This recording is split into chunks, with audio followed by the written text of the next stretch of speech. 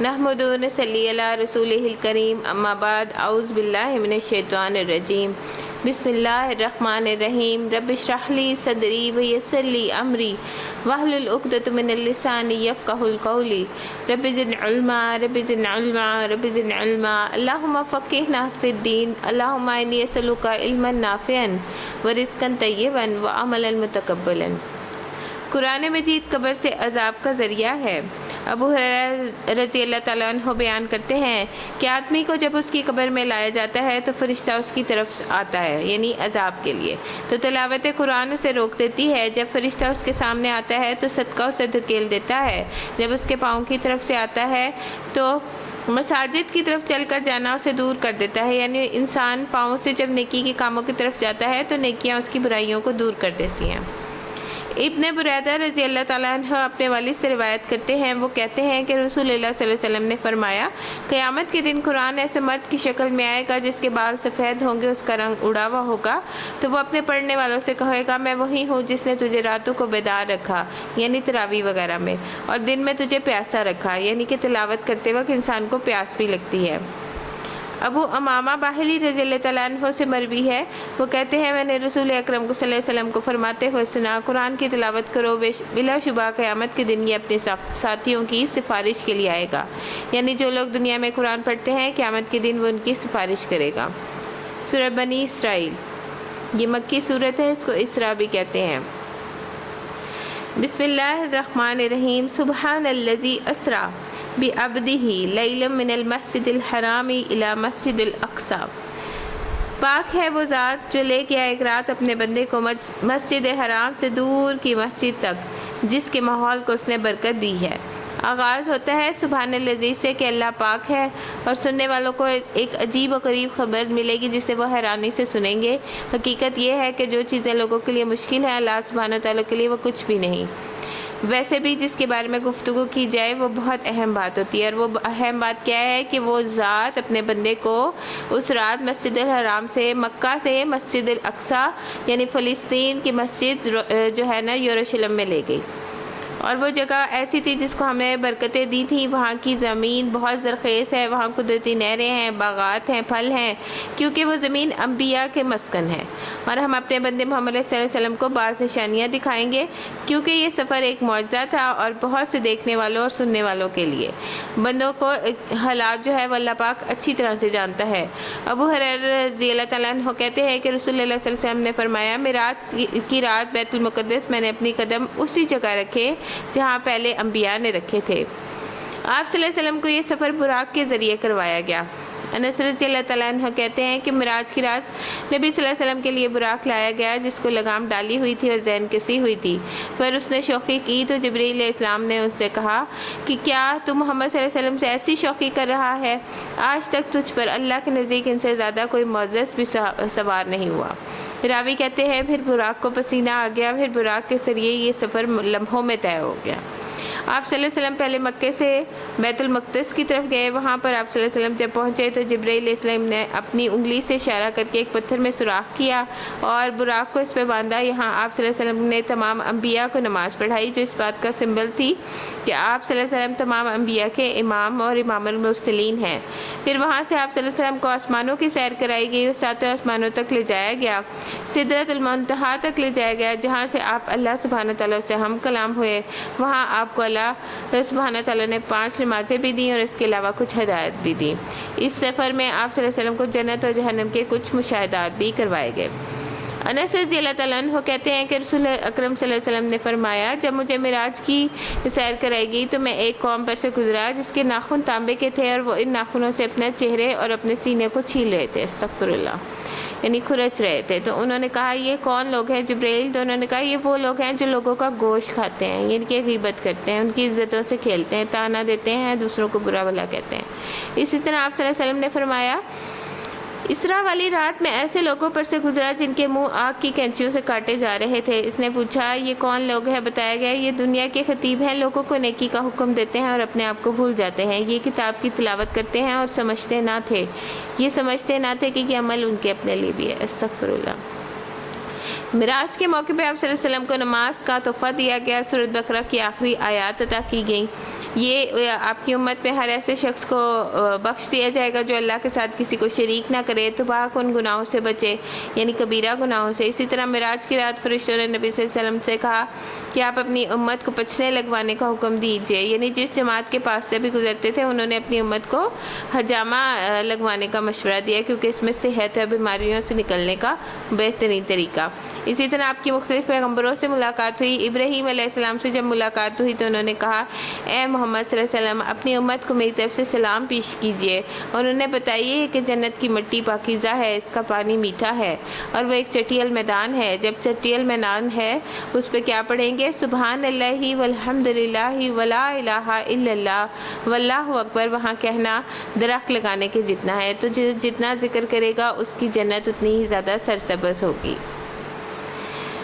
تاکہ اسے اپنی نشانیوں کا کچھ مشاہدہ کرائے۔ حقیقت میں وہی سب کچھ سننے والا اور دیکھنے والا ہے۔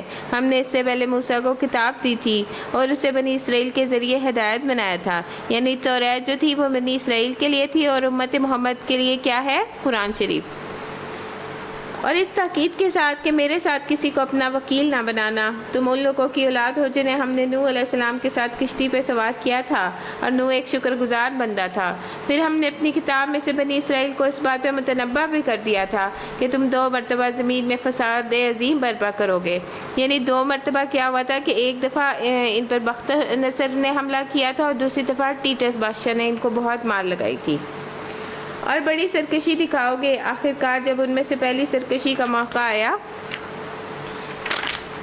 تو اے بنی اسرائیل، ہم نے تمہارے مقابلے پر ایسے بندے اٹھائے جو نہایت طاقتور تھے۔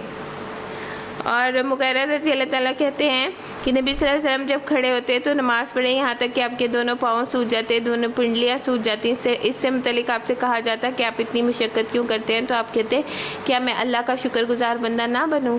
تو شکر گزاری کا مطلب یہی ہوتا ہے کہ عمل سے بھی وہ ظاہر ہو۔ اور بنی اسرائیل نے جب پیغمبروں کو قتل کرنا شروع کیا تھا تو حضرت عیسیٰ علیہ السلام کے قتل کے منصوبے بنائے، حضرت یحییٰ علیہ السلام کے، تو اس بنا کی پاداش پہ ان پہ 70ویں عیسوی پہ جو ہے ظالم بادشاہ جو ہے وہ مقرر کر دیے گئے۔ پہلے بخت نصر نے ان کو مارا، پھر ٹیٹس بادشاہ نے مارا، تباہ و برباد کر کے رکھ دیا تھا۔ پہلے حملے کے بعد یعنی ہم نے حالات بدلے، جب تمہارے اندر تبدیلی آئی تو ہم نے عذاب بھی اٹھا دیا۔ پہلا حملہ بخت نصر کا تھا، دوسرا حملہ ٹیٹس کا تھا، پھر انہوں نے زکریا علیہ السلام اور حضرت یحییٰ کو قتل کیا، تو پھر حضرت عیسیٰ کے قتل کے منصوبے بنائے، تو ہم جہاں جہاں تم غلبہ پاؤ گے ہم اسے تہس نہس کر دیں گے۔ اور پھر وہ ان کا تابوت سکینہ بھی اٹھا کے لے گئے تھے، ظالم بادشاہ جو ان کے دن کی سکینت تھی، جو آپ نے شروع کے پاروں میں پڑھا۔ ہم نے تمہارے مقابلے پہ ایسے ایسے بندے اٹھائے جو نہایت زوراور تھے، وہ تمہارے ملک پہ گھس کر ہر طرف پھیل گئی۔ یہ ایک وعدہ تھا جسے پورا ہو کر رہنا تھا۔ اور شروع کے پاراز میں آپ نے پڑھا ہوگا کہ جالوت جو تھا وہ ان کے اوپر مقرر کر دیا گیا تھا، جو سارے جسم پہ زین پہنتا تھا اور صرف اس کی ایک آنکھ کھلی ہوتی تھی۔ تو حضرت طالوت جو تھے ان پہ بادشاہ مقرر ہوئے تھے، جنہوں نے داؤد علیہ السلام کے ذریعے ان کو قتل کیا تھا، وہ اس طرح سے کہ ان کے ہاتھ میں ایک غلیل ہوتی تھی اور غلیل سے انہوں نے گھما کے اس طرح سے پتھر مارا تھا کہ سیدھا جا کے اس کی آنکھ پہ لگا تھا، تو اس طرح جالوت جو تھا وہ مرا تھا۔ تو یہ سارے بادشاہ جو ان کے اوپر مقرر ہوئے تھے ظالم، وہ ان کی گناہوں کی پاداش میں ہوئے تھے۔ اس کے بعد ہم نے تمہیں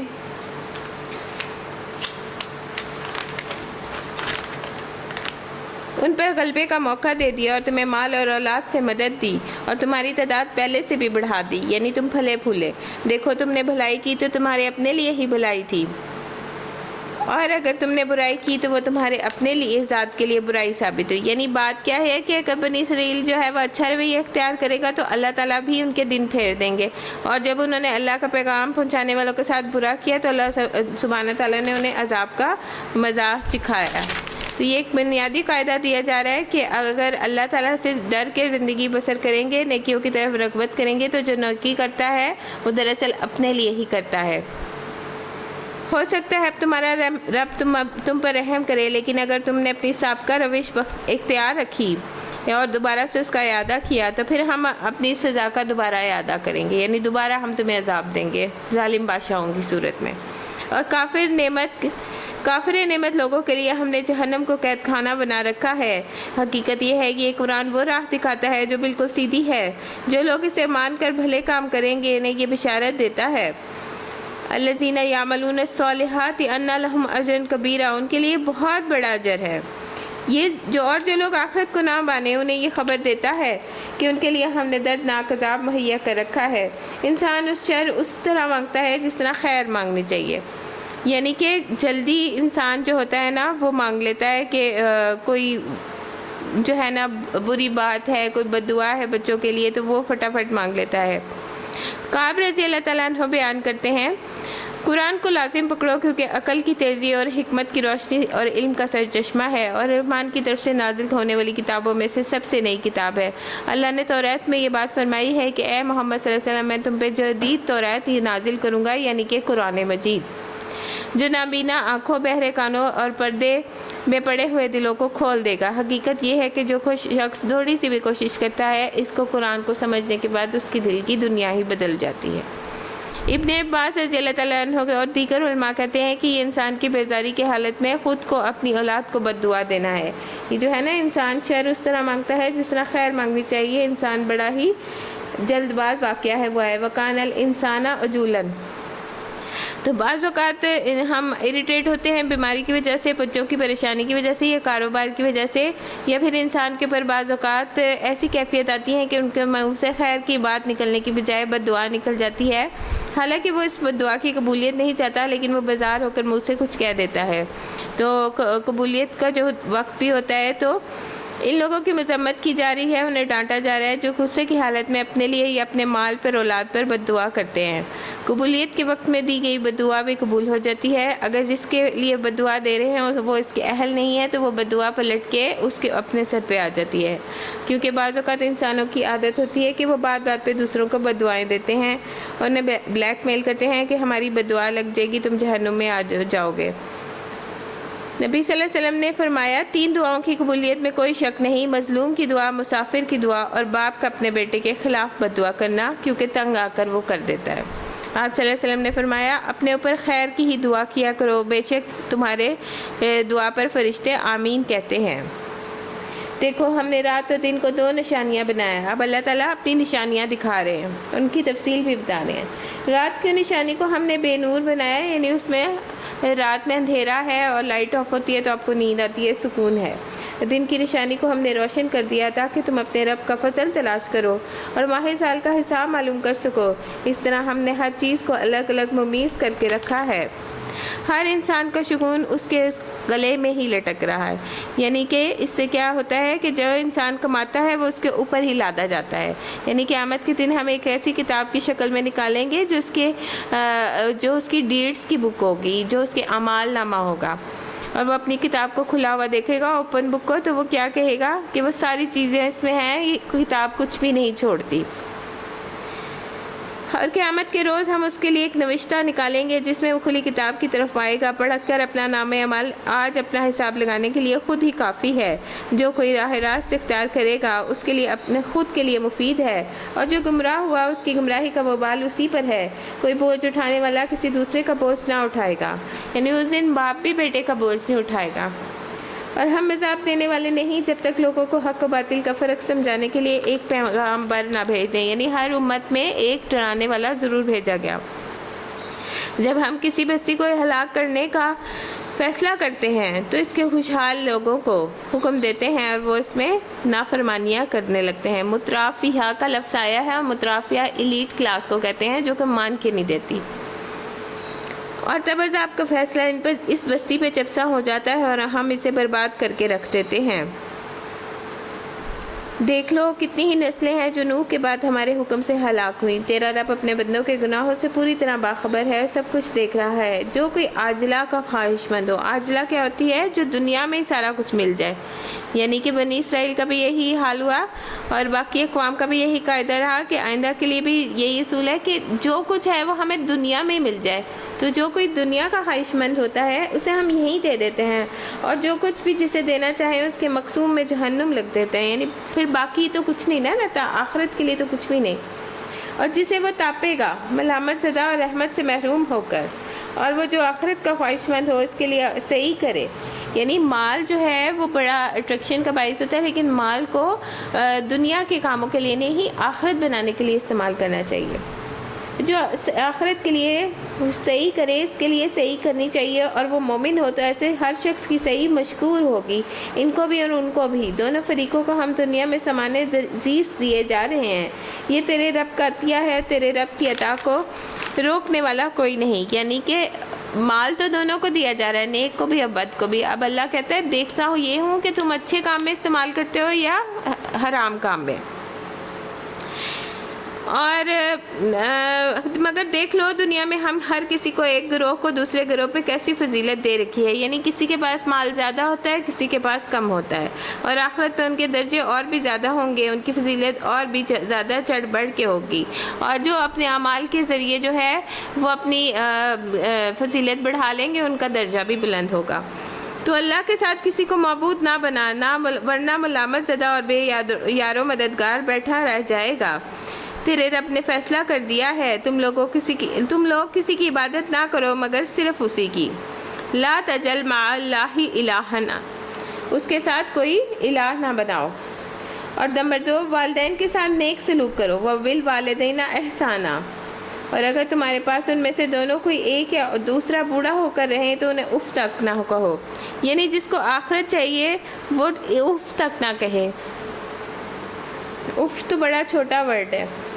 اور نہ انہیں جھڑک کا جواب دو بلکہ ان کے ساتھ احترام کے ساتھ بات کرو، نرمی اور رحم کے ساتھ ان کے ساتھ جھک کر رہو، یعنی اپنے کندھے جھکانے کا، وخفض لہما جناحا، اپنے کندھے جھکانے کا حکم ہے، عاجزی کے ساتھ ان سے پیش آؤ۔ اس وقت وہ تمہارے بزرگ ہیں تو وہ نرم ہو گئے ہوئے ہیں، تو آپ جو ہیں وہ اس وقت پاور میں ہیں، جوانی میں ہیں۔ دعا کیا کرو، رب ارحمہما کما ربیانی صغیرا، اے پروردگار ان پر رحم فرما جس طرح انہوں نے رحمت اور شفقت کے ساتھ مجھے بچپن میں پالا تھا۔ تمہارا رب خوب جانتا ہے کہ تمہارے دلوں میں کیا ہے۔ اگر تم صالح بن کر رہو گے تو وہ سب ایسے لوگوں کے لیے درگزر کرنے والا ہے۔ وَقَالَ لِأَوَّابِينَ غَفُورًا، اور اوابین جو ہے وہ لفظ حضرت ابراہیم کے لیے بھی آیا ہے کہ وہ بہت آہیں بھرنے، بہت نرم دل تھے۔ وہ اگر تم صالح بن کے رہو گے تو ایسے لوگوں کے لیے درگزر کرنے والا ہے جو اپنے قصور پہ متنبہ ہو کر بندگی کے رویے کی طرف پلٹ آئیں۔ رشتہ داروں کو ان کا حق دو، اور مسکین کو اور مسافر کو اس کا حق دو، یعنی کہ مسافر بھی بعض اوقات لٹ پٹ جاتا ہے تو اس کو بھی آپ دیں، اور رشتہ دار کا حق پہلے ہے کیونکہ حضور صلی اللہ علیہ وسلم نے یہی فرمایا نا کہ ایک تو صلہ رحمی ہو جاتی ہے، تو اپنے رشتہ دار کا پہلا خیال رکھیں۔ پھر فضول خرچی نہ کرو، فضول خرچ جو ہیں وہ شیطان کے بھائی ہیں۔ ان المبذرین کانوا اخوان الشیاطین، اور شیطان اپنے رب کا ناشکرا ہے۔ تو اللہ تعالیٰ نے مسلمانوں کو معتدل رہنے کا کہا ہے، بخل سے بھی منع کیا ہے اور مبذرین ہونے سے بھی منع کیا ہے۔ اگر ان میں سے بعض حاجت مند رشتہ داروں، مسکینوں اور مصرفوں سے تمہیں کترانا ہو تو اس بنا پہ ابھی تم اللہ کی رحمت کو جس کے تم امیدوار ہو تلاش کر رہے ہو تو انہیں نرم جواب دے دو، یعنی اگر آپ کے گھر میں کوئی آپ سے مانگنے آ جاتا ہے اور آپ کے پاس نہیں ہے اور آپ کا اللہ نے پردہ رکھا ہوا ہے تو آپ انہیں سختی سے پیش نہیں آئیں گے، آپ انہیں کچھ نہ کچھ دیں گے، کم ہی دیں، اور انہیں نرمی سے بات کریں گے، یہ نہیں کہ آپ انہیں جھڑکیاں دینا شروع ہو جائیں۔ نہ تو اپنا ہاتھ گردن سے باندھ کے رکھو، یعنی کہ بخل بھی نہیں کرنا، تھوڑا بہت تو دیں، اور اس کی مثال وہ حدیث میں بیان کی ہے نا کہ جو دیتا ہے اللہ تعالیٰ اس کے لباس کھول دیتا ہے جو زرہ کی طرح سے ہوتا ہے، اور جو نہیں دیتا اس کے ہاتھ اور جڑ جاتے ہیں اور اس کے لباس کی رسیاں اور سخت ہو جاتی ہیں، اور وہ دینے والوں کو فرشتہ جو ہے وہ اور کہتا ہے یا اللہ اسے اور دے، اور نہ اسے بالکل کھلا چھوڑ دو، یعنی اپنا ہاتھ گردن سے باندھ کے بھی نہ رکھو، نہ کھلا چھوڑ دو بلکہ ملامت زدہ، اور ورنہ عاجز ہو کے رہ جاؤ گے۔ تیرا رب جس کے لیے چاہتا ہے رزق کشادہ کر دیتا ہے، اور جس کے لیے چاہتا ہے وہ تنگ کر دیتا ہے۔ ان ربک یبسط الرزق لمن یشاء ویقدر، اور وہ اپنے بندوں کے حال سے باخبر ہے، انہیں دیکھ رہا ہے۔ ولا تقتلوا اولادکم خشیۃ الاملاق، اور اپنی اولاد کو افلاس کے اندیشے سے قتل نہ کرو، یعنی ابورشن نہ کراؤ۔ تو جو اللہ تعالیٰ ہے کہتا ہے ہم انہیں بھی رزق دیتے ہیں اور تمہیں بھی دیں گے، در حقیقت ان کا قتل ایک بڑی خطا ہے۔ جنت کے بارے میں آتا ہے کہ اس کے 100 درجے ہیں اور اس کے درمیان کا فاصلہ ایسے ہی ہے جیسے زمین اور آسمان کا فاصلہ ہو، اور فردوس جو ہے وہ جنت کا اعلیٰ ترین مقام ہے، تو اس سے جنت کی 4 نہریں نکلتی ہیں، اس کے اوپر رب کا عرش ہے۔ تو اللہ تعالیٰ سے جب بھی سوال کرنا چاہیے وہ جنت الفردوس کا سوال کرنا چاہیے، کیونکہ نبی صلی اللہ علیہ وسلم نے بھی ہمیں یہی تلقین کی ہے، اللہم انی اسألک جنت الفردوس۔ اور یہ جو ہے نا رزق کے ڈر سے اولاد کو کرنے کا، یہ تو اس کا کسی کا نہیں ہے، کیونکہ رازق تو اللہ ہے اور پہلے دن سے ہی اس میں جان پڑی ہوئی ہوتی ہے۔ تو ماں باپ کو تو اف کہنے سے بھی منع کیا گیا ہے۔ ابو ہریرہ رضی اللہ تعالیٰ عنہ سے روایت ہے کہ نبی صلی اللہ علیہ وسلم نے فرمایا، اس کی ناک خاک آلود ہو، پھر اس کی ناک خاک آلود ہو، پھر اس کی ناک خاک آلود ہو۔ پوچھو گیا کیا اے اللہ کے رسول، کس کی؟ آپ نے فرمایا جس نے اپنے والدین یا ان میں سے کسی ایک کو بڑھاپے میں پایا اور وہ ان کی خدمت کر کے جنت میں داخل نہ ہوا۔ خاص طور پہ بڑھاپے والدین کی خدمت کرنا جنت میں لے جانے والے کاموں میں سے ہے۔ دوسری طرف والدین کا نافرمان جنت میں داخل نہ ہوگا۔ رسول اللہ صلی اللہ علیہ وسلم نے فرمایا، 3 آدمی جنت میں نہ جائیں گے، نہ ہی قیامت کے دن اللہ ان کی طرف نظر ڈالے گا، والدین کا نافرمان، مردوں کی مشابہت کرنے والی عورتیں، اور دیوس وہ مرد ہوتا ہے جس کے اندر کوئی غیرت نہیں ہوتی کہ اس کی ماں یا بیٹی کوئی حرام کاریاں کر رہی ہیں تو اس کو بادر نہیں کرتا اور وہ اس کو لیٹ گو کرنے دیتا ہے، یعنی کچھ اس کو فرق نہیں پڑتا۔ اسی طرح والدین کو رلانا بھی کبیرہ گناہوں میں سے ہے۔ تو یہاں رحم کرتے ہوئے ان کی طرف رحمت اور شفقت سے دیکھنا چاہیے، غصے سے مت دیکھو، انکساری سے ان کے لیے جھکے رہو، ان کے لیے دعائیں کرو، کندھوں کو جھکا کے رکھو، پوسچر بھی ایسے رکھو جس سے تکبر ظاہر نہ ہو۔ تو اگر آپ اپنے ماں باپ کی خدمت کر رہے ہوتے ہیں تو یہ بھی آپ ایک اجر عظیم کما رہے ہوتے ہیں۔ تبذیر کا لفظ یہاں بذر سے نکلا ہے، جس کا مطلب ہے بیج پھیلا دینا۔ تو کھیت میں بہرحال اگ ہی جاتا ہے، لیکن بظاہر ایسا ہے کہ مٹی میں جا کے گم ہو گیا ہے۔ تو مبذرین جو ہے وہ خواہشات پہ خرچ کرتے ہیں، تو ضرورت سے زیادہ خرچ کرنا جو ہے وہ مبذرین ہے۔ ایک وانٹس ہوتا ہے، ایک نیڈس ہوتی ہے، ایک نیسیسٹیز ہوتی ہیں۔ تو ضروریات پہ خرچ کرنے میں کوئی حرج نہیں ہے، لیکن نیڈس کو زیادہ نہیں بڑھانا چاہیے، اور وانٹس کی تو کوئی لیمٹ ہی نہیں ہوتی۔ تو نبی صلی اللہ علیہ وسلم نے فرمایا، بے شک اللہ تمہارے لیے 3 باتوں کو پسند نہیں کرتا، ادھر ادھر کی فضول باتیں کرنا، یعنی ہی سیڈ شی سیڈ، مال کو ضائع کرنا، اور بکثرت سوال کرنا۔ اور بکثرت سوال کرنا آپ دیکھیں حضرت موسیٰ کے بھی کیا نا سورۃ بقرہ میں، کس گائے کیسی ہونی چاہیے، کس رنگ کی ہونی چاہیے، تو ان سارے باتوں سے منع کیا گیا ہے۔ تو پھر یہ اولاد کا آ جاتا ہے کہ اس کو جو ہے نا وہ اپنے پریگننسی کو ضائع نہیں کرنا، اور اس کا جو ہے نا وہ ہر چیز کا سوال ہوگا۔ وہ آتا ہے نا گاڑی ہوئی لڑکی بھی آپ سے سوال کرے گی، پوچھی جائے گی، ہم انہیں بھی رزق دیتے ہیں اور تمہیں بھی، در حقیقت ان کا قتل ایک بڑی خطا ہے، اور زنا کے قریب بھی نہ پھٹکو، یعنی کہ زنا جو ہے وہ فواحش میں آتا ہے، وہ بہت برا فعل ہے اور بڑا ہی برا راستہ۔ اور جب انسان زنا کرتا ہے تو اس کے پر سے ایمان جو ہوتا ہے وہ پرندے کی مانند ہوتا ہے، وہ اپنے پڑھاتا رہتا ہے اور حتیٰ کہ وہ اڑ جاتا ہے۔ اسی طرح شراب کے بارے میں بھی آتا ہے، قتل نفس کا ارتکاب نہ کرو، یعنی ایک انسان کا قتل پوری انسانیت کا قتل ہے، جس طرح ہم نے قرآن پاک میں پڑھا کہ ایک انسان کو بچانا پورے انسان کو بچانے کے جیسا ہے، جسے اللہ نے حرام کیا ہے، مگر حق کے ساتھ۔ جو شخص مظلومانہ قتل کیا گیا ہو، یعنی کہ قصاص وغیرہ، تو اس کے ولی کو ہم نے قصاص کے مطالبے کا حق دیا ہے، پس چاہیے کہ وہ قتل میں حد سے نہ گزرے، اس کی مدد کی جائے۔ مال یتیم کے پاس نہ بھٹکو مگر احسن طریقے سے، یہاں تک کہ وہ اپنے شباب کو پہنچ جائے، یعنی ان کا مال جو ہے وہ جلدی جلدی آپ کھا نہ جائیں کہ یہ بڑے ہو کے کہیں مطالبہ نہ کر لیں۔ عہد کی پابندی کرو، اور آپ صلی اللہ علیہ وسلم نے کیا فرمایا، جس میں عہد نہیں وہ ہم میں سے نہیں۔ بے شک عہد کے بارے میں تم کو جواب دہی کرنی ہوگی۔ ایک بار رسول اللہ صلی اللہ علیہ وسلم سے ایک شخص آ کے کہہ کہ کیا تم یہاں ٹھہرو، میں ابھی آتا ہوں، اور پھر وہ 3 دن نہ آیا، اور 3 دن کے بعد وہ وہاں سے گزرا تو آپ صلی اللہ علیہ وسلم وہیں اس درخت کے نیچے کھڑے تھے، تو اس نے کہا میں تو بھول گیا تھا آپ یہیں کھڑے ہیں۔ انہوں نے کہا تم جو کہہ کے گئے تھے تو میں عہد کی پابندی کر رہا تھا۔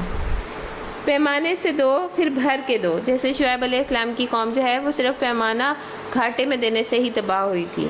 اور تولو تو ٹھیک ٹھیک ترازو سے تولو، یہ اچھا طریقہ ہے، اور باللحاظ انجام بھی یہی بہتر ہے۔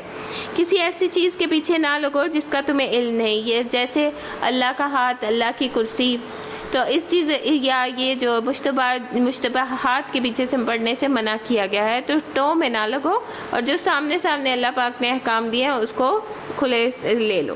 یقیناً آنکھ، کان اور دل سب کی ہی بات پرس ہونی ہے، یعنی ہر چیز کا سوال ہوگا۔ اور ایک آیت میں آتا ہے کہ ہماری جو ہے وہ زبانیں بند کر دی جائیں گی اور ہماری کھالیں گواہی دیں گی، جو کچھ ہم بولتے ہیں ہماری کھالوں میں ابزورب ہو جاتا ہے، تو قیامت کے دن جو ہے وہ سارا کچھ جو ہے نا وہ گواہی دیں گی۔ وَلَا تَمْشِ فِي الْأَرْضِ مَرَحًا، اور زمین میں اکڑ اکڑ کے نہ چلو۔ حضور صلی اللہ علیہ وسلم کی چال جو تھی وہ کیسی تھی؟ باوقار چال تھی، نہ وہ جھک کے چلتے تھے اور نہ وہ اکڑ کے چلتے تھے۔ تو اکڑ کے چلنا تکبر کی نشانی ہے، اور اللہ تعالیٰ جو ہے اس کو صرف تکبر زیب دیتا ہے، کبریائی اس کی صفت ہے، تو بندوں کو زیب نہیں دیتا۔ نہ تم زمین کو پھاڑ سکتے ہو، نہ پہاڑوں کی بلندی کو پہنچ سکتے ہو۔ قتادہ کہتے ہیں یہ نہ کہو میں نے دیکھا حالانکہ تم نے دیکھا نہ ہو، یہ نہ کہو میں نے سنا تم نے حالانکہ سنا نہ ہو، یہ نہ کہو میں جانتا ہوں حالانکہ تم جانتے نہ ہو، اور یہ بات منہ سے نہ نکالو، ان سب باتوں کے بارے میں پوچھ گچھ ہوگی، یعنی کہ بات خیالوں پہ بھی پوچھ گچھ ہوگی۔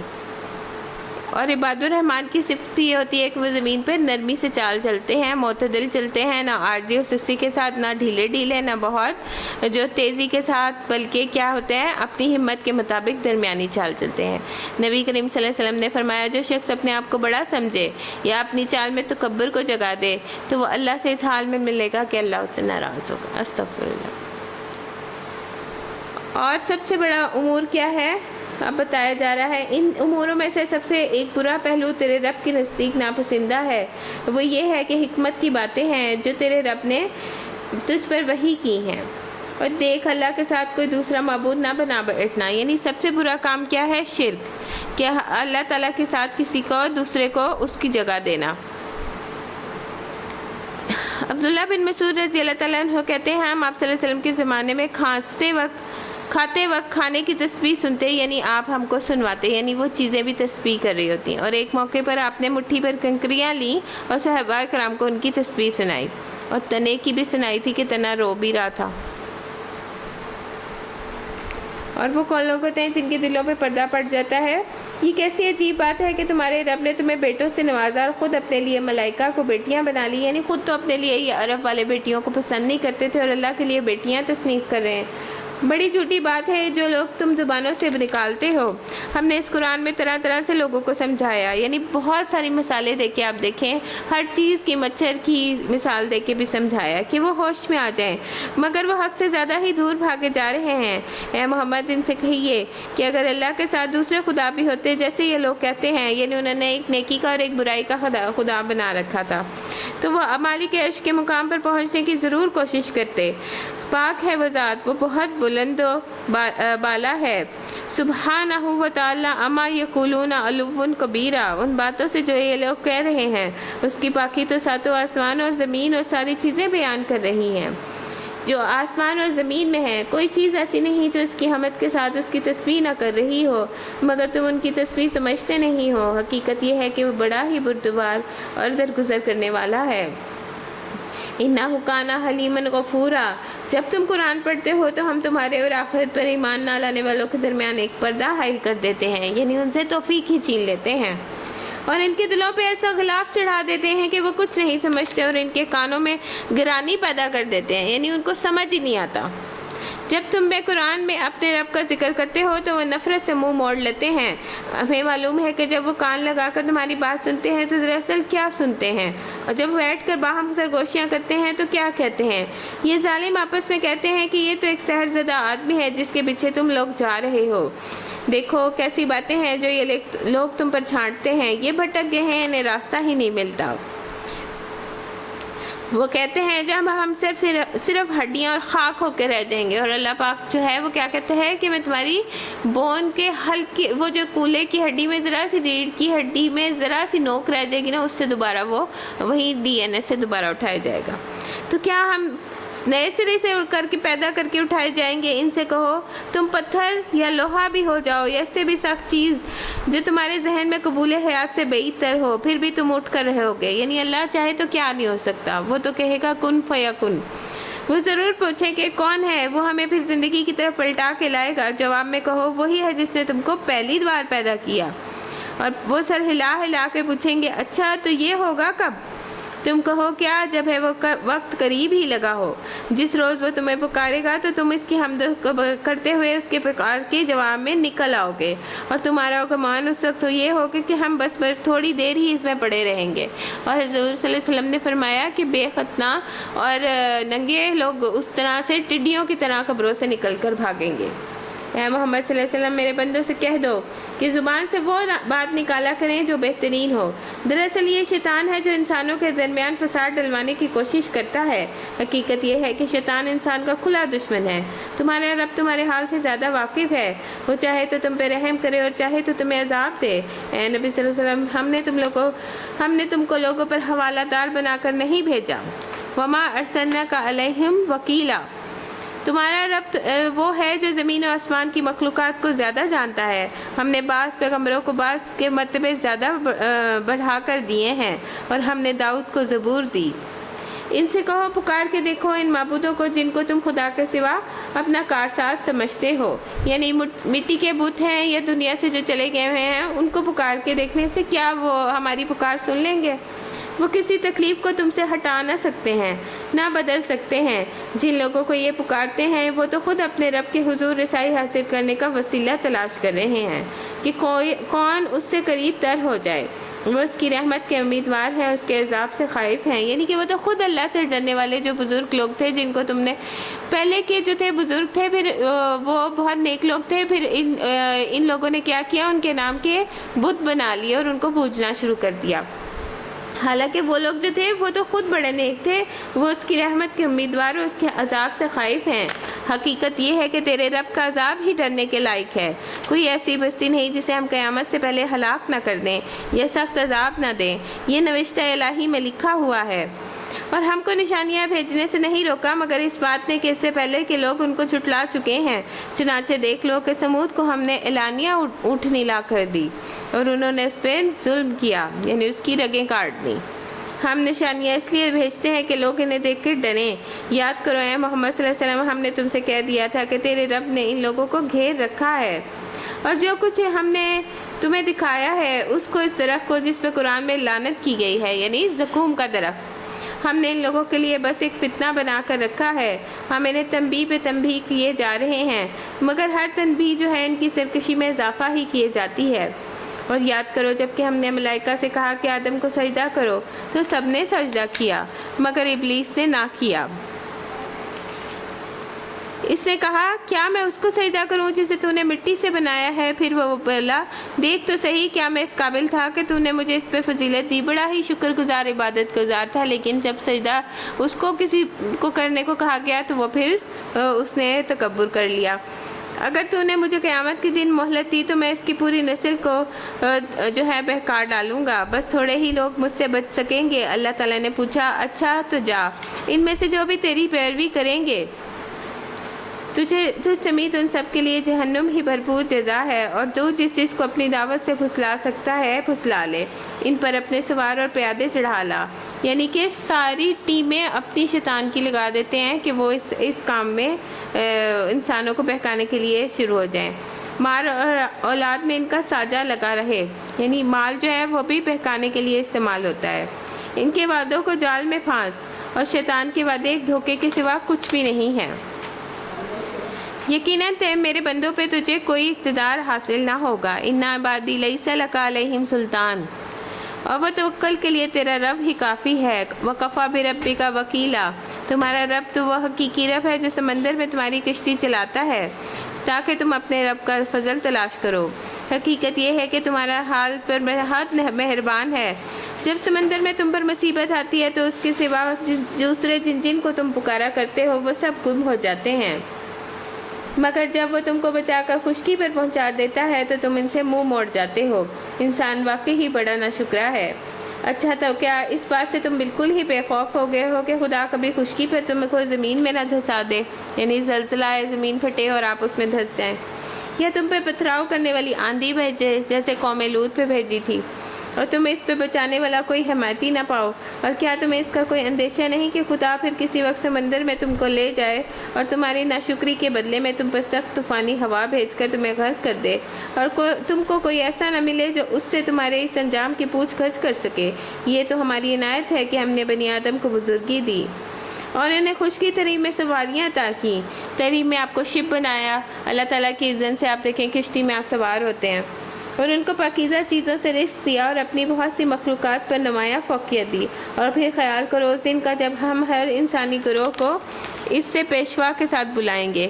اور یہ والی آیت پڑھ کے حضور صلی اللہ علیہ وسلم جو تھے وہ بہت روتے تھے کہ ان کا چہرہ جو ہے وہ آنسوؤں سے بھیگ گیا تھا، کہ یہ جب انہوں نے کہا تھا صحابہ سے یہ والی آیت تلاوت کرو، تو جب انہوں نے دیکھا حضرت انس نے کہ ان کے چہرہ جو ہے وہ آنسوؤں سے بھیگا ہوا ہے، اس وقت ان لوگوں کا نامہ اعمال سیدھے ہاتھ میں دیا گیا، وہ اپنا کارنامہ پڑھیں گے اور ان پر ذرا برابر ظلم نہ ہوگا، اور جو اس دنیا میں اندھا بن کر رہا وہ آخرت میں بھی اندھا بن کر رہے گا، بلکہ راستہ پانے والوں میں اندھے سے بھی زیادہ ناکام۔ اے محمد صلی اللہ علیہ وسلم، ان لوگوں نے اس کوشش میں کوئی کسر نہیں اٹھا رکھی کہ تمہیں فتنے میں ڈال کر اس وحی سے پھیر دیں ہم جو تمہاری طرف بھیجی ہے، تاکہ تم ہمارے نام پر اپنی طرف سے کوئی بات کھڑو۔ اگر تم ایسا کرتے تو وہ ضرور تمہیں اپنا دوست بنا لیتے، اور بعید نہ تھا کہ اگر ہم تمہیں مضبوط نہ رکھتے تو تم ان کی طرف سے کچھ نہ کچھ جھک جاتے، لیکن اگر تم ایسا کرتے ہو تو ہم تمہیں دنیا میں بھی دوہرے مذاق کا مزہ چکھاتے اور آخرت میں بھی دوہرے عذاب کا۔ پھر کیا تم ہمارے مقابلے میں کوئی مددگار پاتے؟ یہ لوگ اس بات پر بھی تلے ہوئے ہیں کہ تمہارے قدم اس سرزمین سے اکھاڑ دیں، یعنی وہ کیا چاہتے تھے، پہلے مکہ سے نکالا اور مدینہ سے تمہیں یہاں سے نکال کے باہر کر دیں، لیکن اگر یہ ایسا کریں گے تو تمہارے بعد یہ خود بھی یہاں زیادہ دیر ٹھہر نہ سکیں گے۔ اور ہوا کیا تھا، فتح مکہ کے بعد آپ نے کہا تھا یہ سارے قبائل جو ہیں مدینے کے ہی یہاں سے جو یہود کے تھے وہ نکال دیے گئے تھے، بنو قریظہ، بنو نذیر۔ ہمارا مستقل طریقہ کار یہ ہے کہ ان سب لوگوں کے معاملے میں ہم نے برتا جن سے تمہیں ہم سے پہلے بھیجا گیا تھا، ہمارے طریقہ کار میں تم کوئی تغیر نہ پاؤ گے۔ نماز قائم کرو، اقیم الصلاۃ، اور زوال آفتاب سے لے کے رات کے اندھیرے تک، اور فجر کے قرآن کا بھی اہتمام کرو، کیونکہ ان قرآن الفجر کان مشہودا، کیونکہ قرآن فجر مشہود ہوتا ہے، یعنی گواہی دے گا۔ اور جب فرشتے وہاں جا کے فجر کے وقت اور عصر کے وقت جاتے ہیں تو وہ پوچھتے ہیں اللہ پاک، حالانکہ اللہ پاک کو سب پتہ ہوتا ہے، تو وہ پوچھتے ہیں کہ میرا بندہ کیا کر رہا تھا، تو وہ بتاتے ہیں کہ عبادت کر رہا تھا۔ اور رات کو تہجد پڑھو، یہ تمہارے لیے نفل ہے، بعید نہیں کہ تمہارا رب تمہیں مقام محمود پہ فائز کر دے۔ اور مقام محمود کیا ہے؟ یہ جو اذان کے بعد دعا آتی ہے نا، اللہم، وہ والی جو دعا ہے جس میں وسیلے کی دعا ہے، تو وہ حضور صلی اللہ علیہ وسلم جو ہے وہ جنت میں ایک مقام ہے، تو وہ جو بھی مانگے گا تو اس سے آپ کی شفاعت نصیب ہوگی۔ اور دعا کرو کہ پروردگار جہاں مجھ کو جہاں بھی تو لے جا سچائی کے ساتھ لے جا، اور جہاں سے بھی نکال سچائی کے ساتھ نکال۔ ربی ادخلنی مدخلا صدق واخرجنی مخرجا صدق۔ اور یہ کہیں بھی کسی شہر میں داخل ہونے کی بھی بڑی اچھی دعا ہے۔ اور اپنی طرف سے ایک اقتدار کو میرا مددگار بنا دے، اور اعلان کر دو کہ حق آ گیا اور باطل مٹ گیا، اور باطل تو مٹنے ہی والا ہے۔ اور ہم اس قرآن کو سلسلہ تنزیل میں وہ کچھ نازل کر رہے ہیں جو ماننے والوں کے لیے شفا اور رحمت ہے، یعنی یہ قرآن شفا اور رحمت ہے۔ ہم ظالموں کے لیے خسارے کے سوا اس چیز میں اضافہ نہیں کرتے۔ انسان کا حال یہ ہے جب ہم اس کو نعمت عطا کرتے ہیں تو وہ اینٹتا اور پیٹھ موڑ لیتا ہے، جب ذرا مصیبت سے دوچار ہوتا ہے تو مایوس ہونے لگتا ہے۔ اے نبی صلی اللہ علیہ وسلم، ان سے کہہ دیجئے کہ ہر ایک اپنے طریقے پہ عمل کر رہا ہے، اب یہ تمہارا رب ہی جانتا ہے کہ سیدھی راہ پر کون ہے۔ یہ لوگ تم سے روح کے بارے میں پوچھتے ہیں، کہو یہ روح میرے رب کے حکم سے آتی ہے، مگر تم لوگوں نے علم ہی کم سے بہرا پایا ہے، یعنی روح جو جسم میں ہوتی ہے وہ بھی اللہ کے اذن سے آتی ہے اور اللہ کے اذن سے نکل جاتی ہے۔ اور اے محمد صلی اللہ علیہ وسلم، ہم چاہیں تو وہ سب کچھ تم سے چھین لیں جو ہم نے وحی کے ذریعے سے تم کو عطا کیا ہے، پھر تم ہمارے معاملے میں کوئی حمایتی نہ پاؤ گے جسے واپس نہ لا سکے۔ تو جو کچھ تمہیں ملا ہے تمہارے رب کی رحمت سے ملا ہے، حقیقت یہ ہے کہ اس کا فضل تمہارے پر بہت بڑا ہے۔ کہہ تو اگر انسان و جن سب کے سب مل کر اس قرآن جیسی کوئی چیز لانے کی کوشش کریں گے تو نہ لا سکیں گے، چاہے وہ سب ایک دوسرے کے مددگار ہی کیوں نہ ہوں۔ ہم نے اس قرآن میں لوگوں کو طرح طرح سے سمجھایا ہے۔ ہم نے اس قرآن میں لوگوں کو طرح طرح سے سمجھایا مگر اکثر لوگ انکار پر ہی جمے رہے۔ انہوں نے کہا ہم تیری بات نہ مانیں گے جب تک تو ہمارے لیے زمین کو پھاڑ کر ایک چشمہ جاری نہ کر دے، یا تیرے لیے کھجوروں اور انگوروں کا ایک باغ پیدا ہو اور تو اس میں سے نہریں رواں کر دے، یا تو آسمان کو ٹکڑے ٹکڑے کر کے ہمارے اوپر گرا دے جیسے کہ تیرا دعویٰ ہے۔ یعنی وہ کہتے تھے نا کہ قیامت آ جائے گی، یا خدا اور فرشتوں کو ہمارے روبرو سامنے لے آئے، یا تیرے لیے سونے کا ایک گھر بن جائے، یا تو آسمان سے چڑھ جائے اور تیرے چڑھنے کا بھی ہم یقین نہ کریں گے جب تک تو ہمیں پروردگار سے ایک اوپر سے تحریر نہ اتار لائے جسے ہم پڑھیں۔ تو موسیٰ کی کتاب پہ تم نے کیوں یقین نہیں کیا؟ وہ تو لکھی بڑی تحریر لائے تھے۔ اے محمد ان سے کہو پاک ہے میرا پروردگار، کیا میں ایک پیغام لانے والے کے سوا بھی کچھ اور ہوں؟ لوگوں کے سامنے جب کوئی ہدایت آئی تو اس پر ایمان لانے والوں میں سے ان کو کسی چیز نے نہیں روکا مگر ان کے اس قول نے کہ کیا اللہ نے بشر کو پیغمبر بنا دیا۔ ان سے کہو اگر زمین میں فرشتے اطمینان سے چل پھر رہے ہوتے تو ہم ضرور آسمان سے کسی فرشتے کو ہی ان کے لیے پیغمبر بنا کے بھیجتے، یعنی انسان تھے تو انسان، بشر تھے تو بشر ہی پیغمبر بنا کے بھیجے۔ اے محمد صلی اللہ علیہ وسلم ان سے کہہ دیجئے کہ میرے اور تمہارے درمیان بس ایک اللہ ہی کی گواہی کافی ہے، وہ اپنے بندوں کے حال سے باخبر ہے اور سب کچھ دیکھ رہا ہے۔ جس کو اللہ ہدایت دے وہی ہدایت پانے والا ہے، جسے گمراہی میں ڈال دے تو اس کے سوا ایسے لوگوں کے لیے کوئی حامی و ناصر نہیں ہے۔ ان لوگوں کو ہم قیامت کے روز اوندھے منہ کھینچ لائیں گے، اندھے گونگے اور بہرے ہیں، ان کا ٹھکانہ جہنم ہے، جب کبھی اس کی آنکھ دھیمی ہونے لگتی ہے ہم اسے اور بھڑکا دیں گے۔ یہ بدلہ ہے ان کی حرکت کا کہ انہوں نے ہماری آیات کا انکار کیا کہ ہم سب صرف ہڈیاں اور خاک ہو کے رہ جائیں گے تو نئے سرے سے ہم کو پیدا کر کے اٹھا کھڑا کیا جائے گا۔ تو کیا یہ ان کو سوجا نہیں کہ جس خدا نے زمین اور آسمانوں کو پیدا کیا وہ ان جیسوں کو پیدا کرنے کی ضرور قدرت رکھتا ہے۔ اس نے ان کے حشر کے لیے ایک وقت کو مقرر کر رکھا ہے جس کا آنا یقینی ہے، مگر ظالموں کو اصرار ہے کہ وہ اس کا انکار ہی کریں گے۔ اے محمد صلی اللہ علیہ وسلم ان سے کہیے کہ اگر کہیں میرے رب کی رحمت کے خزانے میں تمہارے قبضے میں ہوتے تو تم خرچ ہو جانے کے اندیشے سے ان کو ضرور روک لیتے، یعنی کسی کے ہاتھ میں ہوتا نا تو وہ کسی کو دیتا کسی کو نہ دیتا، یہ تو رب کا کرم ہے کہ وہ سب کو دیتا ہے۔ واقعی انسان بڑا تنگ دل واقعہ ہوا ہے۔ وَقَانَ الْإِنسَانَ قُتُورًا، ہم نے موسیٰ علیہ السلام کو نشانیاں عطا کیں اور جو صریح طور پہ دکھائی دے رہی تھیں۔ اب تم یہ خود بنی اسرائیل سے پوچھ لو کہ جب وہ سامنے آئی تو فرعون نے یہی کہا کہ اے موسیٰ میں سمجھتا ہوں کہ تم تو ضرور ایک مسحور آدمی ہو، سحر زدہ۔ موسیٰ نے اس کے جواب میں کہا تو خوب جانتا ہے یہ بصیرت افروز نشانیاں ہیں، رب السماوات والارض کے سوا کسی نے نازل نہیں کی ہیں، اور میرا خیال ہے فرعون تو ایک ضرور شامت زدہ آدمی ہے۔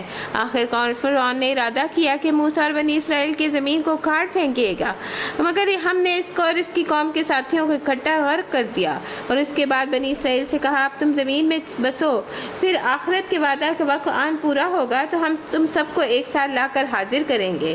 اس قرآن کو ہم نے حق کے ساتھ نازل کیا ہے، وَبِالْحَقِّ أَنزَلْنَاهُ وَبِالْحَقِّ نَزَلَ وَمَا أَرْسَلْنَاكَ إِلَّا مُبَشِّرًا وَنَذِيرًا، اور حق کے ساتھ ہی یہ نازل ہوا، اور اے محمد صلی اللہ علیہ وسلم تمہیں ہم نے اس کے سوا کوئی اور کسی کام کے لیے نہیں بھیجا جو اس کے بشارت دو اور جس سے نہ مانے اسے متنبہ کر دو۔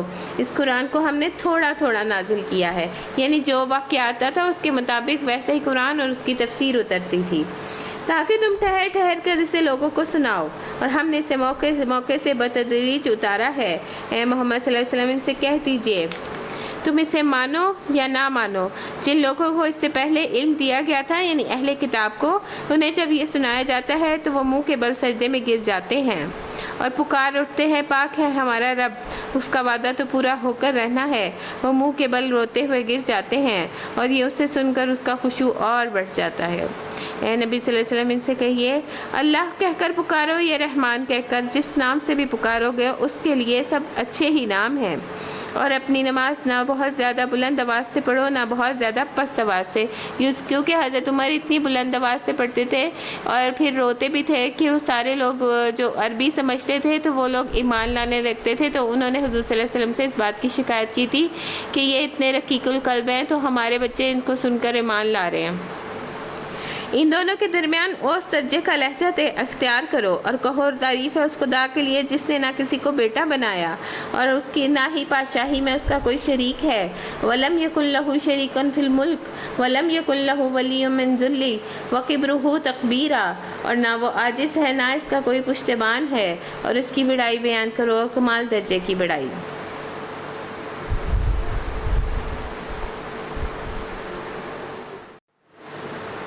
بسم اللہ الرحمن الرحیم۔ سورۃ کہف مکی۔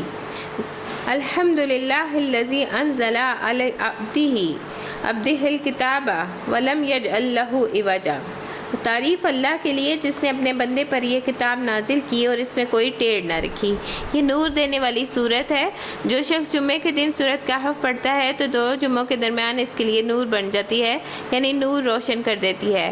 رسول اللہ صلی اللہ علیہ وسلم نے فرمایا، جس نے سورۃ کہف کی تلاوت ایسے کی جیسے وہ نازل ہوئی ہے، یعنی صحیح طریقے سے پڑھا، تو قیامت کے دن جو ہے وہ اس کے لیے مکے سے لے کر اس کی جائے قیام تک نور کا سبب بنے گی، اور جس نے سورت کی آخری 10 آیات پڑھی تو دجال نکل آیا تو اسے کوئی نقصان نہ دے گی۔ نبی کریم صلی اللہ علیہ وسلم نے فرمایا، جو آدمی سورۃ کہف کی ابتدائی 10 آیتیں یاد کر لے وہ دجال کے فتنے سے محفوظ رہے گا۔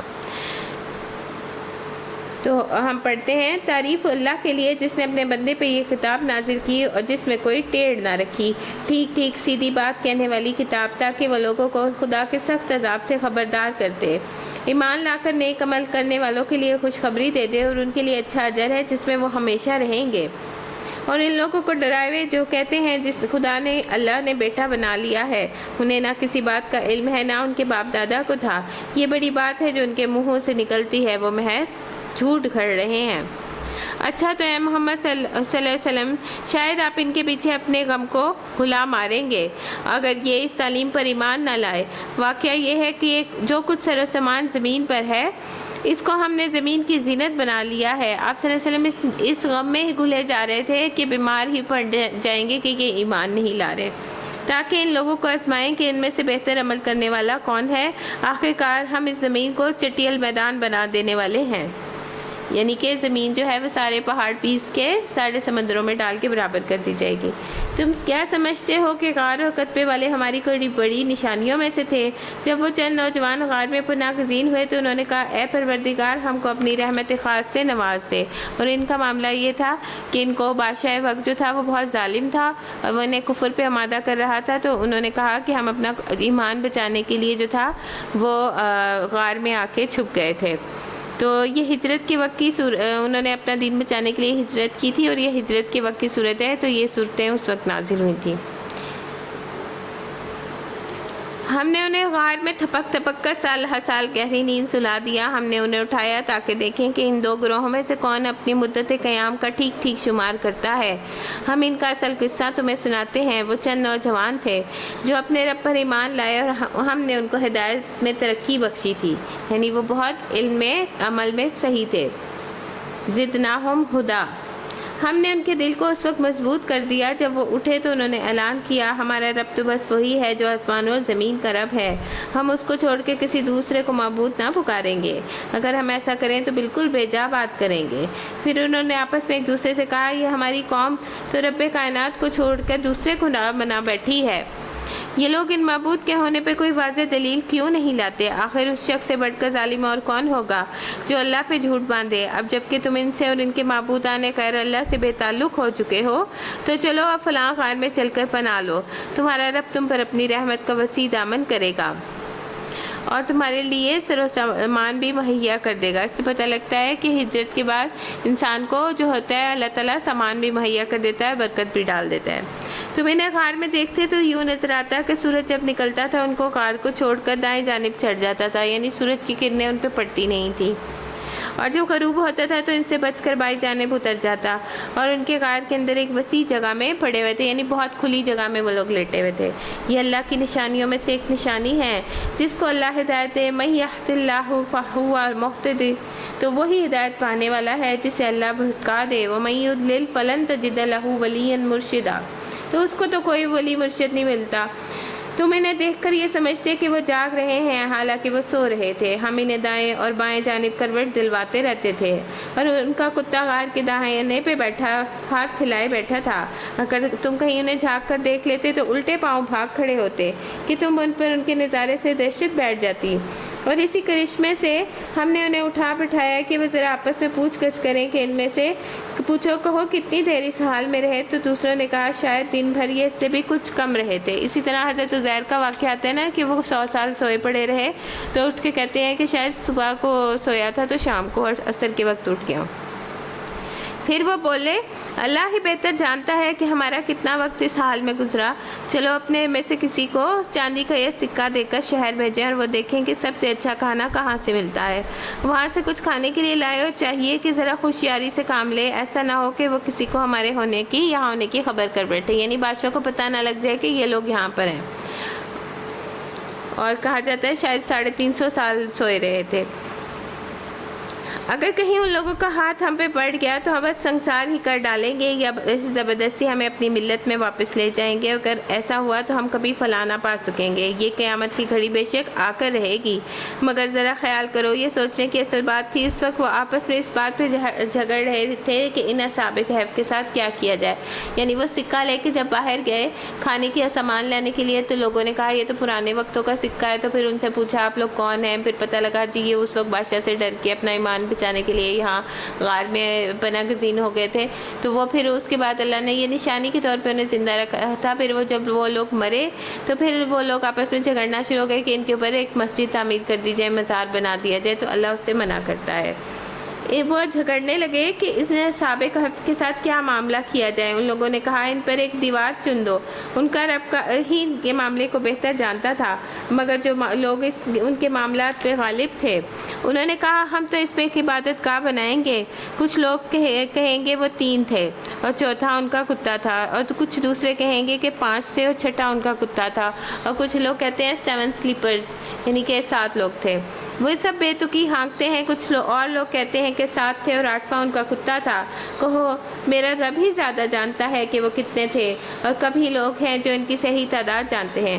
بس تم سرسری بات سے بڑھ کر ان کی تعداد کے معاملے میں لوگوں سے بحث نہ کرو، اور نہ ہی ان کے متعلق کسی سے پوچھو، یعنی کثرت سوال سے منع کیا گیا ہے۔ کسی چیز کے بارے میں کبھی یہ نہ کہا کرو کہ میں کل یہ کام کر دوں گا۔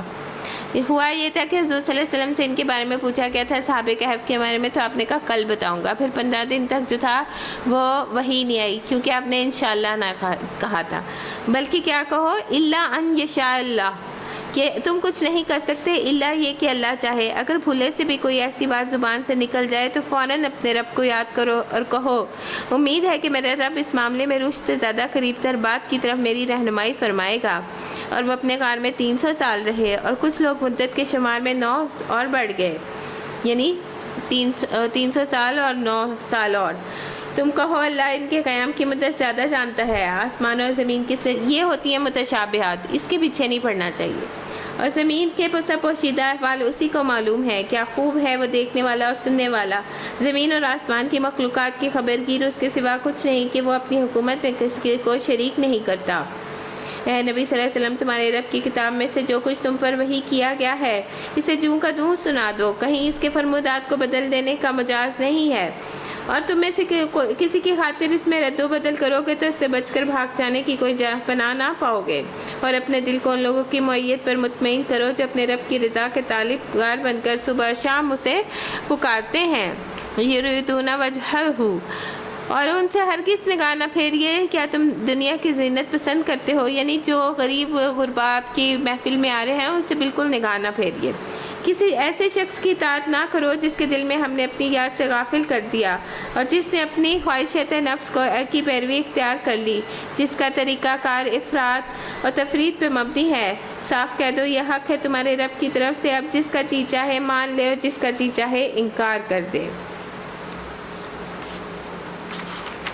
ہم نے انکار کرنے والے ظالموں کے لیے ایک آگ تیار کر رکھی ہے جس کی لپٹیں انہیں گھیرے میں لے چکی ہیں، وہاں اگر وہ پانی نہ مانگیں گے تو ایسے پانی سے ان کی تواضع کی جائے گی جو تیل کی تلچھٹ جیسا ہوگا، استغفر اللہ، اور ان کا منہ بھون ڈالے گا، استغفر اللہ، یعنی وہ جب پئیں گے گرم ابلتا ہوا بدترین پینے کی چیز وہ بہت بری آرام گاہ ہے، اور رہیں وہ لوگ جو مان لیں۔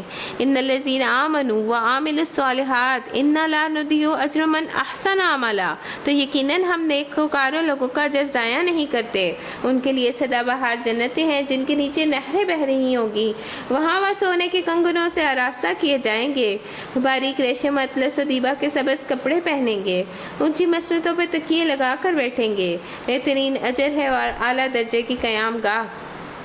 اے محمد صلی اللہ علیہ وسلم، ان کے سامنے ایک اور مثال پیش کیجئے۔ دو شخص تھے، ان میں سے ہم نے ایک کو انگور کے 2 باغ دیے، ان کے گرد کھجور کے درختوں کی باڑ لگائی، یعنی بہت زیادہ پھلوں والے، اور ان کے درمیان کی کاج کی زمین رکھی، اور دونوں کے باغ خوب پھلے پھولے اور بار آور ہونے میں انہوں نے ذرا سی بھی کسر نہ چھوڑی، اور ان باغوں کے اندر ہم نے ایک نہر جاری کر دی، اس سے خوب نفع ہوا۔ یہ کچھ پا کر ایک دن وہ اپنے ہمسائے سے بات کرتے ہوئے بولا، میں تجھ سے زیادہ مالدار ہوں اور تجھ سے زیادہ طاقتور نفری رکھتا ہوں۔ پھر جب وہ اپنی جنت میں یعنی باغ میں داخل ہوا تو اپنے نفس کے حق میں ظالم بن کر کہنے لگا، میں نہیں سمجھتا کہ یہ دولت کبھی مجھ سے فنا ہو جائے گی، اور مجھے توقع نہیں کہ قیامت کی گھڑی کبھی آئے گی، تاہم اگر کبھی مجھے اپنے رب کے حضور پلٹایا گیا تو میں ضرور اس سے بھی شاندار جگہ پاؤں گا۔ اس کے ہمسائے نے گفتگو کرتے ہوئے اس سے کہا، کیا تو کفر کرتا ہے اس ذات سے جس نے تجھے مٹی سے پھر نطفے سے پیدا کیا اور تجھے ایک پورا آدمی بنا کر کھڑا کیا؟ رہا میں تو میرا رب وہی اللہ ہے جسے میں نے کسی کے ساتھ شریک نہیں کرتا۔ جب تو اپنی جنت میں داخل ہو رہا تھا تو اس وقت تیری زبان سے یہ کیوں نہ نکلا، ماشاء اللہ لا قوت الا باللہ؟ اگر تو مجھے مال اور اولاد میں سے اپنے سے کمتر پا رہا ہے تو بعید نہیں کہ میرا رب تیری جنت سے یعنی تیرے باغ سے زیادہ بہتر عطا فرما دے، اور تیرے باغ سے زیادہ آسمان پہ کوئی آفت بھیج دے جس سے وہ صاف میدان بن کر رہ جائے، یا اس کا پانی ہی زمین میں اتر جائے، پھر کسی طرح تو اس سے پانی نہ نکال سکے۔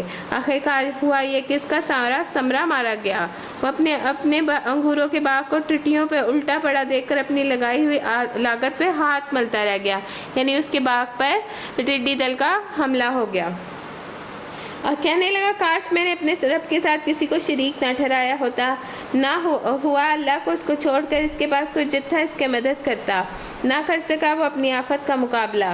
اس وقت معلوم ہوا کہ کارسازی کا اختیار تو خدائے برحق کے لیے ہے، انعام وہی بہتر ہے جو بخشنے اور انجام دہی کے بغیر ہے جو وہ دکھائے۔ اے نبی صلی اللہ علیہ وسلم، انہیں حیات دنیا کی حقیقت اس مثال سے سمجھاؤ کہ آج ہم نے آسمان سے پانی برسا دیا تو زمین کی جو تھی وہ خوب گھنی ہو گئی، اور کل وہی نباتات بھوس بن کر رہ گئیں جسے ہوائیں اڑائے لیے پھرتی ہیں۔ اللہ ہر چیز پہ قدرت رکھنے والا ہے۔ یہ مال اور یہ اولاد محض دنیاوی زندگی کی ایک ہنگامی آرائش ہے، اصل میں تو باقی رہ جانے والی نیکیاں ہی تیرے رب کے نزدیک نتیجے کے لحاظ سے بہتر ہیں، اور انہی سے اچھی امیدیں وابستہ کی جا سکتی ہیں۔ فکر اس دن کی ہونی چاہیے جب کہ ہم پہاڑوں کو چلائیں گے اور تم زمین کو بالکل برہنہ نہ پاؤ گے، یعنی زمین جو ہے وہ میدے کی سفید روٹی کی طرح ہو جائے گی۔ ہم تمام انسانوں کو اس طرح گھیر کر جمع کریں گے کہ اگلے پچھلوں میں سے ایک بھی نہ چھوٹے گا، یعنی ایک قبر سے 70 لوگ اٹھیں گے، اور سب کے سب تمہارے رب کے حضور صف در صف پیش کیے جائیں گے۔ دیکھ لو، آ گئے نا تم ہمارے پاس اسی طرح جس طرح ہم نے پہلی بار پیدا کیا تھا، یعنی جس طرح تم تھے۔ تم نے تو یہ سمجھ رکھا تھا کہ ہم نے تمہارے لیے کوئی وعدے کا وقت مقرر ہی نہیں کیا، اور نامہ مال سامنے رکھ دیا جائے گا۔ اس وقت تم دیکھو گے کہ مجرم لوگ اپنی کتاب زندگی کے اندراج سے ڈر رہے ہوں گے، اور وہ کہہ رہے ہوں گے، ہائے ہماری کمبختی، یہ کیسی کتاب ہے کہ ہماری کوئی چھوٹی بڑی حرکت ہی نہیں ہے جس میں درج نہ کی گئی ہو۔ جو کچھ ہے، جو کچھ انہوں نے کیا تھا وہ سب اپنے رب کے سامنے حاضر پائیں گے، اور تیرا رب کسی پہ ظلم کرنے والا نہیں۔ یاد کرو جب ہم نے فرشتوں سے کہا کہ آدم کو سجدہ کرو تو انہوں نے سجدہ کیا، مگر ابلیس نے نہ کیا۔ وہ جنوں میں سے تھا، اس لیے اپنے رب کے حکم کی اطاعت سے نکل گیا۔ اب کیا تم مجھے چھوڑ کر اس کی ذریت کو اپنا سرپرست بناتے ہو؟ یعنی اس نے کہا نا کہ اس کی اولاد میں سے میں ہو جائیں گے، حالانکہ وہ تمہارے دشمن ہیں۔ بڑا ہی برا بدل ہے جسے یہ لوگ ظالم اختیار کر رہے ہیں۔ میں نے اور آسمان اور زمین کو پیدا کرنے وقت انہیں نہیں بلایا تھا، نہ خود ان کی اپنی تخلیق میں شریک کیا تھا۔ میرا یہ کام نہیں کہ گمراہ کرنے والوں کو اپنا مددگار بنا لوں۔ پھر کیا کریں یہ لوگ اس وقت جب کہ ان کا رب ان سے کہے گا، پکارو اب ان ہستیوں کو جن کو تم میرا شریک سمجھ بیٹھے ہو۔ یہ ان کو پکاریں گے مگر وہ ان کی مدد کو نہ آئیں گے۔ دیوی دیوتا بت جو ہیں وہ کسی کی مدد کو نہیں آتے، چاہے وہ بزرگ ہی کیوں نہ ہو جو اپنی قبروں میں ہیں۔ ہم ان کے درمیان ایک ہی ہلاکت کا گڑھا مشترک کر دیں گے۔ سارے مجرم اس روز جو ہے آگ دیکھیں گے اور سمجھ لیں گے کہ اب انہیں اس میں گرنا ہے۔ وہ اس سے بچنے کے لیے کوئی جائے پناہ نہ پائیں گے۔ ہم اس قرآن کو لوگوں کو طرح طرح سے سمجھایا، مگر انسان جو ہے وہ بڑا ہی جھگڑالو واقعہ ہوا ہے۔ وہ کان الانسان اکثر شیئا جدالا۔ اور ان کے سامنے جب ہدایت آئی تو اسے ماننے سے اپنے رب کے حضور معافی چاہیے تھی، تو آخر ان کو کس چیز نے روک دیا کہ اس کے سوا اور کچھ نہیں کہ وہ منتظر ہیں۔ ان کے ساتھ بھی وہی کچھ ہوا جو پچھلی قوموں کے ساتھ ہو چکا ہے، یا یہ کہ وہ عذاب کو سامنے آتے سے دیکھ لیں۔ رسولوں کو ہم اس کام کے سوا اور کوئی سی غرض کے لیے نہیں بھیجتے کہ وہ بشارت اور تنبیہ کی خدمت انجام دیں، مگر کافروں کا حال یہ ہے کہ وہ بالکل ہی ہتھیار لے کر حق کو نیچا دکھانے کی کوشش کرتے ہیں۔ انہوں نے میری آیات کو، ان تنبیہات کو جو انہیں دی گئی تھی، مذاق بنا لیا، اور اس شخص سے بڑھ کر ظالم کون ہوگا جسے رب کی آیات سنائی کے نصیحت کی جائے اور وہ اس سے منہ پھیر لے۔ اور اس شخص سے بڑھ کر ظالم کون ہوگا جسے اس کے رب کی آیات سنائی جائے اور وہ اس سے منہ پھیر لے اور اس برے انجام کو بھول جائے جس کا سر و سامان اس نے اپنے ہاتھوں سے خود اپنے لیے کیا ہے۔ جن لوگوں نے یہ روش اختیار کی، ان کے دلوں پر ہم نے اختلاف چڑھا دیے ہیں جو قرآن کی بات انہیں سمجھنے نہیں دیتے، اور ان کے کانوں میں ہم نے گرانی ڈال دی ہے۔ وفی آذانہم وقرا۔ اور تم انہیں ہدایت کی طرف کتنا ہی بلاؤ، وہ اس حالت میں کبھی ہدایت نہ پائیں گے۔ تیرا رب بڑا درگزر کرنے والا اور رحیم ہے۔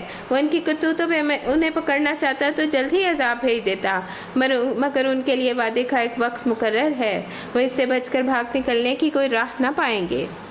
یہ عذاب رسیدہ بستیاں تمہارے سامنے موجود ہیں، یعنی مکہ کے راستے میں یہ قوم عاد اور سمود کی بستیاں تجارتی قافلے ادھر سے گزرتے رہتے ہیں۔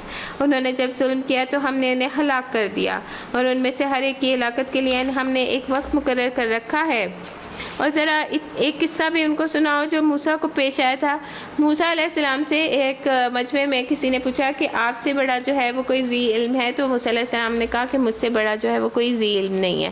تو فوراً ان کی پکڑ ہو گئی اور وہی آئی کہ آپ جو ہے وہ وہاں دو دریاؤں کے ملنے کی جگہ پر چل پڑے، وہاں پہ آپ کو آپ سے زیادہ علم والے ملیں گے، تو وہ آپ کو جو ہے وہ علم دیں گے۔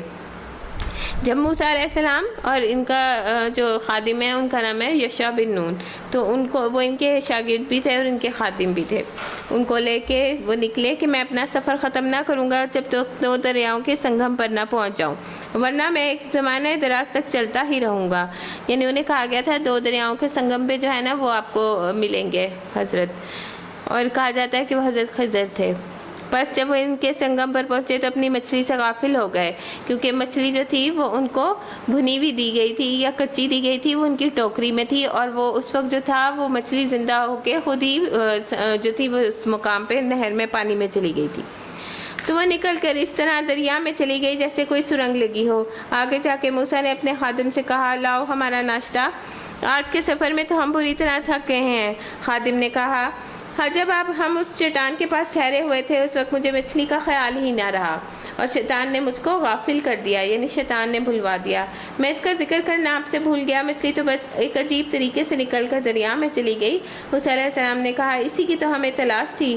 چنانچہ وہ دونوں اپنے نقش قدم پر پھر وہیں واپس ہوئے۔ انہوں نے وہاں ہمارے بندوں میں سے ایک بندے کو پایا جسے ہم نے اپنی رحمت سے نوازا تھا، وہ اپنی طرف سے خاص علم عطا کیا تھا۔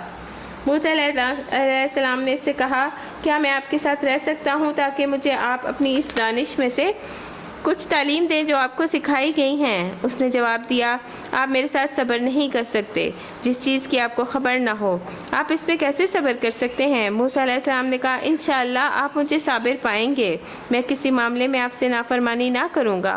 اس نے کہا اچھا اگر آپ میرے ساتھ چلتے ہیں تو مجھ سے کوئی بات نہ پوچھیں جب تک کہ میں خود اس کا آپ سے ذکر نہ کروں۔ اب وہ دونوں روانہ ہوئے، یہاں تک کہ وہ ایک کشتی میں سوار ہوئے تو اس شخص نے کشتی میں شگاف پیدا کر دیا، یعنی کہ اس کا پھٹا اکھاڑ دیا تھا۔ موسیٰ علیہ السلام نے کہا آپ نے اس میں شگاف ڈال دیا تاکہ سب کشتی والوں کو ڈبو دیں، تو آپ نے بہت سخت حد کر ڈالی۔ اس نے کہا میں نے نہ کہا تھا تم میرے ساتھ صبر نہیں کر سکتے؟